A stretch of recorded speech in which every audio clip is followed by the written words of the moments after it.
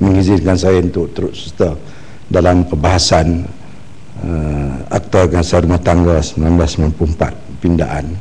Saya menyokong penuh pandangan atau bahasan yang telah dikemukakan oleh rakan-rakan dalam Dewan ini, dan saya tidak berhajat untuk berbahas dengan panjang. Cuma kita merasa amat duka cita dalam menuju ke arah negara maju 2020. Kita masih berdepan dengan masalah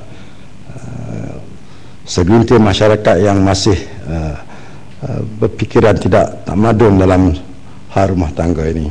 Tuan Dipertua, keganasan terhadap wanita dan kanak-kanak ini berlaku di mana sahaja tanpa mengira agama, bangsa maupun kedudukan dan taraf pendidikan seseorang. Masalah ini telah menjadi satu isu masyarakat yang agak ketara, tapi sering disembunyikan dari dilaporkan. Berdasarkan kepada kajian Pertubuhan Pertolongan Wanita pada tahun 1989, hampir 39% wanita yang berusia lebih 15 tahun di negara ini pernah mengalami penganiayaan oleh temannya, tetapi hanya 909 kes saja yang dilaporkan. Masalah tidak dilaporkan mungkin disebabkan oleh kepercayaan tradisional dan privasi keluarga serta keintiman hubungan perkahwinan. Masih ramai ahli masyarakat yang menganggap bahawa tugas wanita lebih tertumpu kepada penjagaan rumah tangga dan anak-anak. Anggapan yang masih menebal ini dalam minda mereka mungkinlah yang menyebabkan keganasan terhadap wanita ini masih berkuasa di negara membangun seperti Malaysia.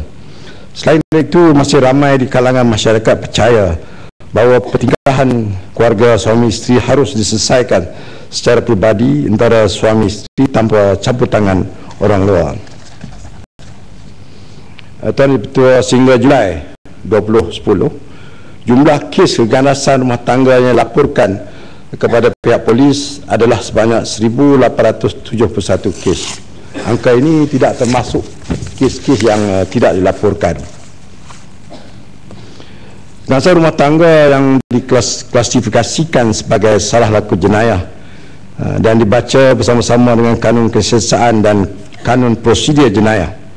Akta ini menyediakan bantuan kepada wanita yang didera oleh suami untuk mendapat perlindungan perintah perlindungan sementara IPO, serta mendapatkan perlindungan di rumah-rumah yang dihaskan. Malahan ramai yang tidak memahami konsep IPO ini, dan perkara ini perlulah diperjelaskan dengan lebih luas lagi kepada mereka yang berkenaan. Apatah lagi melihat pengasihan rumah tangga ini sebagai satu isu hak asasi manusia, hak untuk hidup dan hak kepada kehormatan diri adalah hak dasar yang diakui oleh undang-undang antarabangsa.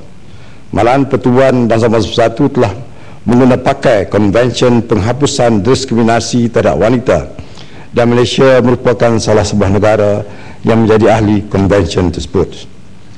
Ramai yang masih berpendapat bahawa seorang wanita adalah milik penuh pasangannya, dan apapun boleh dilakukan terhadapnya adalah satu pelanggaran hak asasi manusia.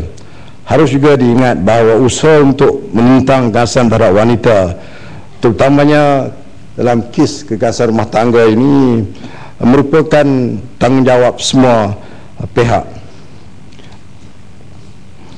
Bukan saja di bawah wanita atau NGO. Oleh itu, usaha meningkatkan pengetahuan dan kesedaran tentang isu ini adalah amat penting, sekiranya dapat dimulakan di peringkat sekolah rendah dan menengah lagi. Statistik menunjukkan bahawa kes jenayah seksual terhadap wanita dan kanak-kanak ini terus meningkat. Sebagai perbandingannya, pada tahun 2006, kes rogol merupakan kes yang paling berleluasa dengan merekodkan 2,431 kes. Bagi kes keganasan rumah tangga, peluang merekodkan 2,171 kes dan sumbang maharam sebanyak 209 kes. Angka ini terus meningkat. Pada tahun 2009, dengan 3,626 kes rokok, 3,640 kes pengasihan rumah tangga dan 385 kes sumbang mahram. Tuan Dipertua, bagi kes penderaan kanak-kanak pula, satu keadaan yang paling memilukan, juga menunjukkan peningkatan. Pada tahun 2006 merekodkan 1,999 kes, 2007 merekodkan 2,279 kes, dan pada tahun 2008 pula merekodkan 2,780 kes. Kalau dilihat dari statistik, keadaan ini cukup membimbangkan, dan statistik yang saya sebut tidak termasuk kes-kes yang tidak dilaporkan. Kalau dulunya peranan ibu kita memainkan peranan yang begitu signifikan dalam mengurus rumah tangga, tapi keadaan sekarang telah berubah.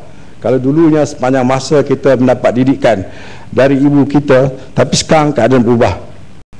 Kedua suami isteri terlibat dalam pekerjaan masing-masing, maka masa untuk mendidikkan anak-anak itu diserah sebulat-bulat kepada pembantu rumah. Pembantu rumah ini merupakan house controller, ya. Malahan anak-anak kita lebih rapat dengan pembantu rumah dengan ibu bapa sendiri. Saya tidak ada jawapan, mungkin ini menyumbang kepada keadaan sekarang. Jadi saya minta dalam Dewan ini supaya sesuatu kena dilakukan segera untuk menangani kes keganasan, termasuk yang begitu dekat kepada kita, iaitu penderaan kanak-kanak. Tuan Yang Dipertua, saya menyokong penuh pindaan rancangan undang-undang ini. Terima kasih. Terima kasih, Pak Mat.